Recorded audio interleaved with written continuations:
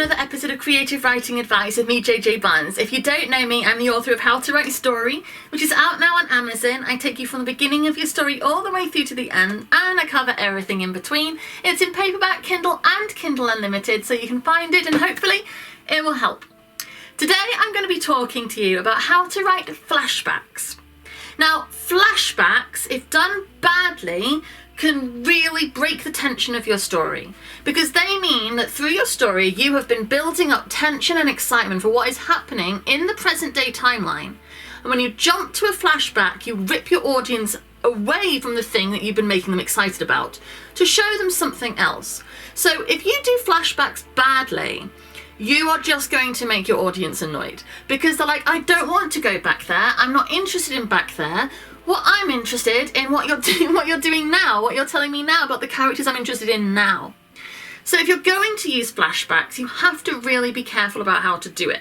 And the way you do it is to make so your audience wants to go back in time. If you're just going back in time to show the development of personalities, or, you know, events that have shaped your character but aren't, like, there's no real reason to go back other than to develop the character, you're better off not doing it, because you can show how the character has become who they are by conversation in the present day. You can have them react to things, you can have them think about things that you explore with your interiority of the character, without having to drag your audience away from the events you're doing. Because if your story is good and your story is building and growing and the stakes are high like it should be, then dragging them away is going to break that. You want your audience to be invested in sticking with you, sticking with this story. So don't boot them out by taking them elsewhere for no reason. However, you can seed events into the past that you are drip feeding explanations for the present day. And it's difficult, but it can be really good. So if you think about, for instance, in Lost, the whole show is made up of flashbacks, right? It's, well, not the whole show, but all the way through. You get flashbacks, and then you get flash sideways, and then you get flash... Anyway, early seasons of Lost. You have characters doing something in the present day that is mysterious.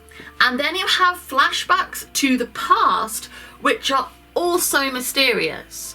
It's growing tension in two separate timelines, but each one has a hook, has a draw that makes you want to go to them both ways. And they interlink and feed one another.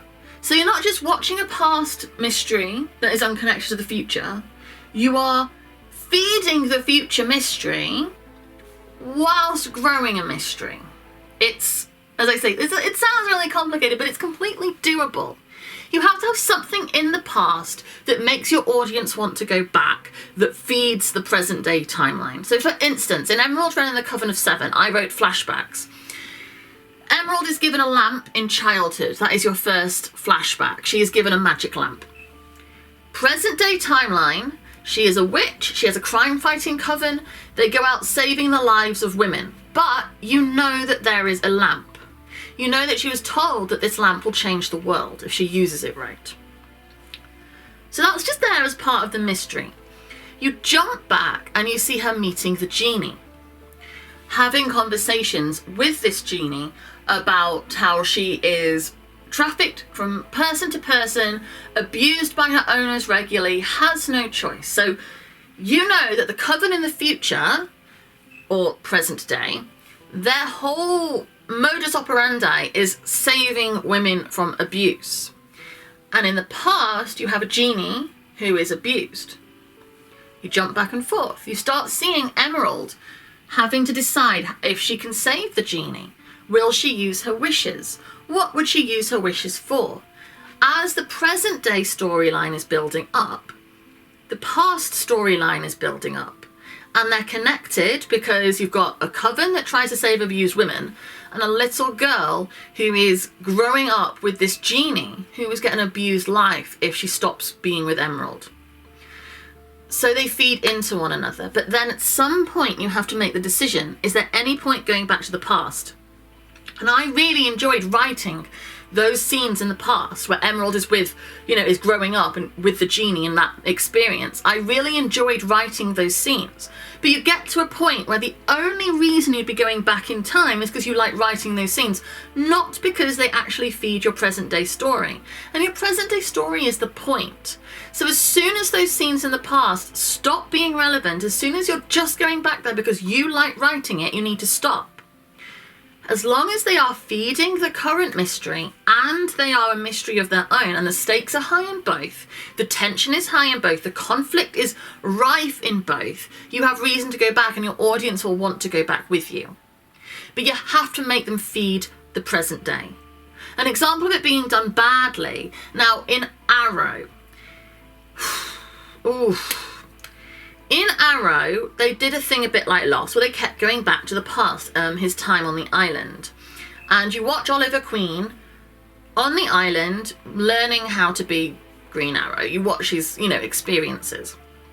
And at first, it's really good, because you see modern day Oliver Queen, you see in the past, you see these characters growing and why past experiences are making present day Oliver Queen do things, and it's really, really good. But at some point, oh my gosh, they just started going back for no reason and dragging you out of an exciting, interesting storyline in present day Oliver Queen life to show just constant nonsensical, because there was no reason to go back. They had to keep creating reasons, forcing reasons to go back to the past, because that was the style they'd established. And it really ruined the show, in my opinion. You can disagree, comment if you think I'm completely wrong and you loved the nonsensical, pointless going back to the island. You're all entitled to your opinions, it's fine. But in terms of storycraft and writing, it ruins it. Because there was no point. Everything happening in your present day timeline, that is the main point of your story. The flashbacks are just to feed it. They're just to build the tension. They grow it. They shouldn't distract from it. If you stop your audience wanting to go back to the past because nothing is happening there, don't go. Sounds really brutal, like stop writing that. But the point is, you can grow your present day plot really, really beautifully if you use flashbacks well. You can feed it, you can add mystery, you can add tension, you can make it more exciting because you're drip feeding information that's relevant, dripping it in, building it up, revealing things slowly from the past, making it so that the past revelations intensify your present day story. Which is brilliant, it's masterful, and if you can do it well, you can do it brilliantly. But if you're just dragging people away, terrible. Now, one way you can do it is to have just, say, a couple of scenes in the past. So, flashbacks to, if you're killing a character at the end of your story, for instance, have a couple of scenes flashback to that show the relationship between the person who kills that character and the character. So say you have a person killing their lover, flashback to earlier times in their relationship when it was good. Then you can flash back to a time when it was starting to go wrong, and then you can show that feeds into the experience of why that person is being killed.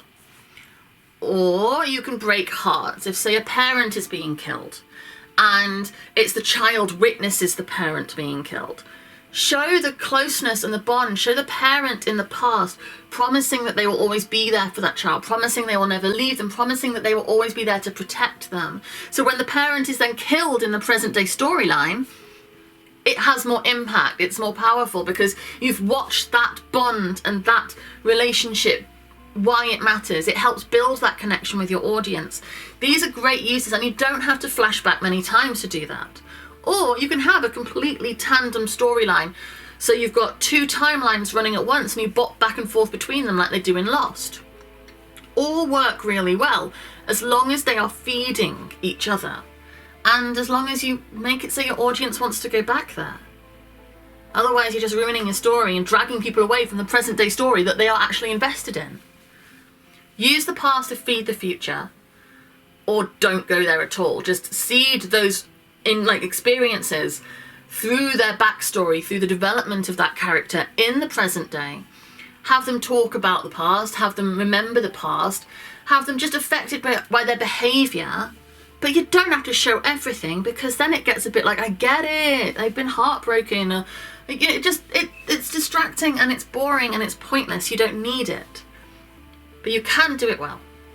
So thank you very much for watching this video. I hope this has helped. If you want to write flashbacks, as I say, I use them in Emerald Wren and I really like them. I love them in Lost. They are great. They feed it. I like jumping back to moments in a past of a relationship to see the development before the climax of what happens between those characters. Love it. You can do it and it's great. Just don't do it for no reason. Thank you very much for watching. If you subscribe to these videos, I'm putting out a video every Monday, Wednesday and Friday. I do, different techniques, stories, why to do things, why not to do things, how to develop characters, story structure, writing, or just basically everything to do with stories and creative writing, because that's my jam, baby. So thank you very much. If you subscribe Monday, Wednesday and Friday, you can go to my website, which is jjbarnes.co.uk. Over there you'll find links to all my social media and you can come and chat to me over there. There's also the book that I was talking about, Emerald Wren. All my links are in the description below as well. And yeah, I think that's it. Thank you very much for watching and I'll be back again soon. Bye.